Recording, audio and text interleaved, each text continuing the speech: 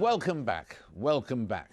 Our next topic is now the United States and the issue that many say President Obama is staking his presidency on, healthcare reform. Just days after the president unveiled his own healthcare proposal, Democrats and Republicans met with President Obama on Thursday for a 7-hour televised health summit. The aim? To try and break the Washington gridlock. But did it work? And what next for President Obama if it doesn't? One man who's been campaigning for change for the Democrats for the last 40 years is the Reverend Jesse Jackson, who's here with me now. Welcome, welcome. Good to see you, David, again. Absolutely. Campaigning for 40 years, and it's 50 years since the first time you went to jail for civil rights. Yeah? Been a long, exciting struggle. We've seen many changes. This is a different world 50 years later. I mean, walls of apartheid in America and South Africa have come down. In these last few years, we've seen the Voting Rights Act become a more universal force, voting.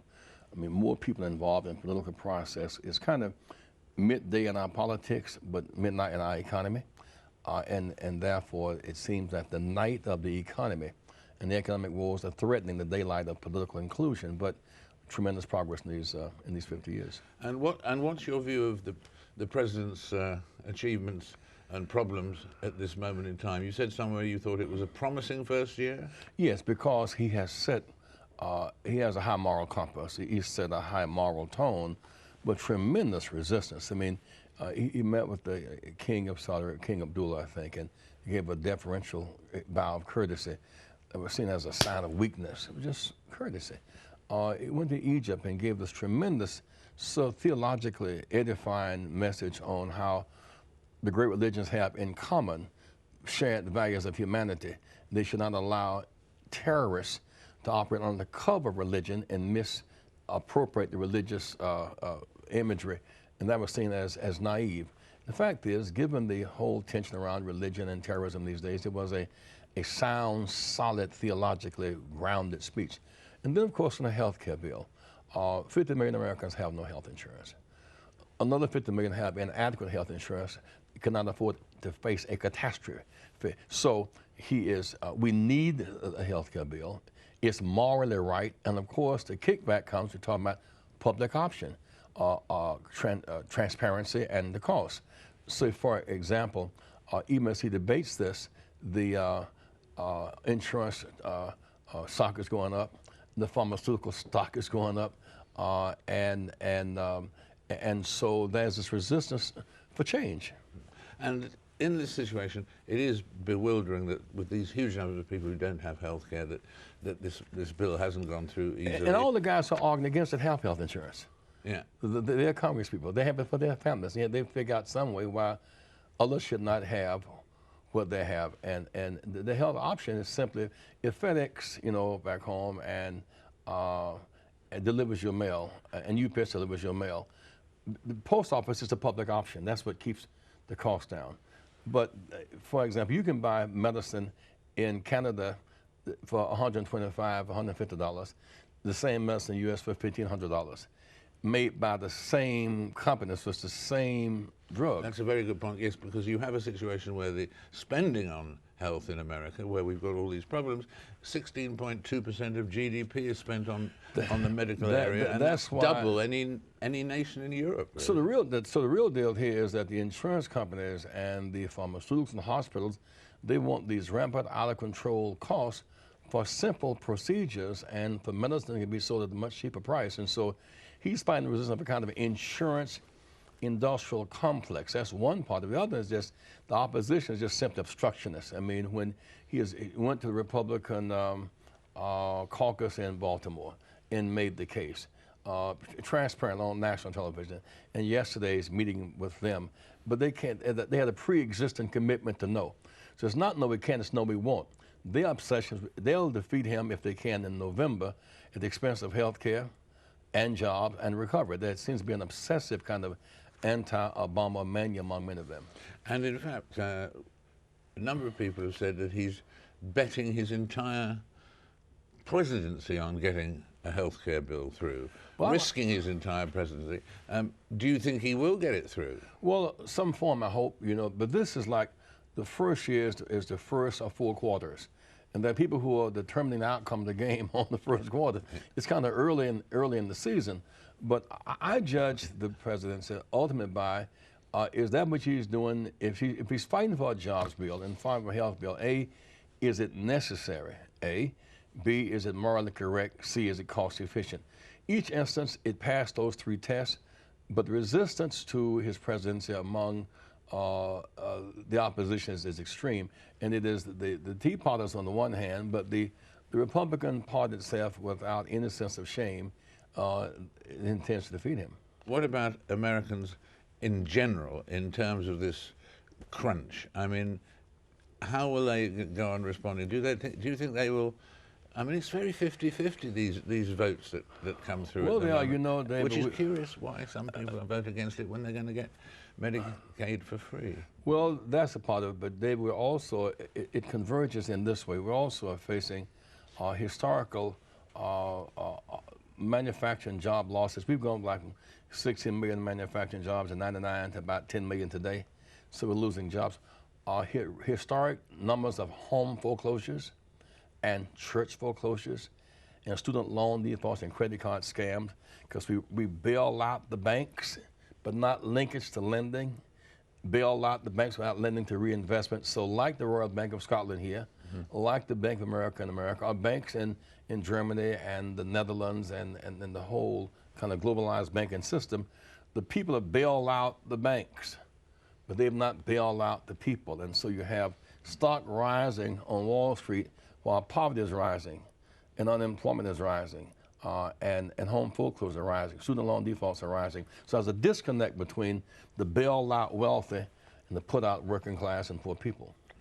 Thank you so much, Jesse. Thank you, David. The Anglo Saxon media is out to sink us. That's what the Spanish Prime Minister is saying after the Economist and the Financial Times published critical accounts of his handling of Spain's financial woes in recent weeks. The Spanish intelligence services have now launched an investigation to determine whether elements of the British and American press are conspiring to sabotage Spain's already jittery economy. Well, I'm joined now by a man at the heart of the matter, the scandal. Edward Carr is, in fact, the foreign editor of The Economist, one of these 2 organs accused in this way, the man at the center of it all. Well, have you been trailed by Spanish intelligence agents? I didn't notice anyone on the way to the studio, so I think we might be overheard now, possibly. Yes, hopefully we are. As many people as possible in we weren't watching the programme. But how did it start, and do you confess your guilt? Well, I think the first and most important thing here is that Spain really matters. If people are worried about Greece, that's bad enough. But if Spain goes down, it's an economy 4.5 times the size of the Greek economy. Although the European countries and the Eurozone can probably muster some sort of rescue for Greece, if it comes to rescuing Spain, it's a lot harder. So an awful lot is at stake. And it's only natural when you see the anxieties about Greece and you see how that's reflected in the debt markets, it's only natural to see that spreading to Spain and other countries as well. And that's what we were picking up on. And in fact, in that situation, though, by full, detailed coverage of the situation of Spain, are you in fact acting innocently, but in fact damaging the euro? Well, there's no doubt that the press can be an echo chamber sometimes. But I think if you look at the objective situation that Spain finds itself in, that there are real, genuine anxieties. And if we weren't saying that, well, someone else would be. And in fact, that is exactly what's happening and preceding our reports in the bond markets and in the government debt markets. And why is it that with Spain, obviously a very grown-up country, grown-up economy and so on, why is it so apparently vulnerable? What did they do wrong? Well, the Spanish have 2 lines of defence. There are 2 reasons why they think that they're being picked on unfairly. The first is that the actual amount of debt outstanding is relatively small. It's much smaller than it is in countries like Italy or Greece. And the second thing is that they have a recent record of being rather prudent and wise. They were running a surplus until recently.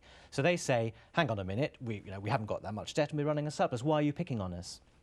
I think the reason is that if you look at what's going to happen rather than what has happened, things look a lot worse. And chiefly the problem is that the government is borrowing an awful lot of money, and it's not very clear how it's going to get that level of borrowing down. So markets don't look backwards, markets look forwards, and they're worried about what's going to happen in Spain. In addition to chasing after all of you, is there anything else the Spanish Prime Minister ought to be doing now that he isn't doing? Well, they've announced some sort of austerity plan at last month, Yep. and that was supposed to restore confidence, all sorts of moves to cut the budget and get it back towards the sort of EU norm, about 3% borrowing. The problem is that it wasn't terribly credible, and things they said they then backed down on. Just this week there was talk about cutting public sector pay, a pay freeze, and then no sooner did they announced that and people started to wonder about whether it was really going to happen or not, and they sort of backed down. So there's very mixed signals coming out. And what about the euro? Could, in fact, Spain be responsible for the demise of the, or demise, whichever way you like to pronounce it, of the euro? I, at the moment, don't think that the euro is about to break apart myself. There are some people who do, and some people think it's going to be tested to destruction. I don't think that it's going to happen, and I think there's enough will to keep it together. But, you know, these things can happen savagely and very, very fast when they do. So it's something you really need to keep your eye on and be very alive to. And which are the countries that are going to be next in the firing line, then? Well, the countries people worry about Yeah. are Spain, Portugal, Ireland and Italy. Ireland has taken some really drastic measures to try and get its deficit down and get its level of borrowing down, and that's been very painful. But you can see in the bond markets and the government bond markets, Ireland's been rewarded for that already. Portugal and Spain have problems. It's very hard to see where growth is going to come from. That's the problem. You need to get rid of your debt. You either need to cut your spending or you need to grow. It's hard to see how Spain grows very fast. And because of all the political weakness of Zapatero, it's quite hard to see him being able to force through the cuts that he needs as well. But do you think the euro will still be there in 10 years' time? I do. You do. I see. Well, thank you very much indeed. Thank you. We hope you're not planning to have a holiday in Spain this year, are you? Not just at the moment. And greetings to our viewers over there in Spain as well. World-renowned photographer Rankin. He'll be joining me after this incredibly short break.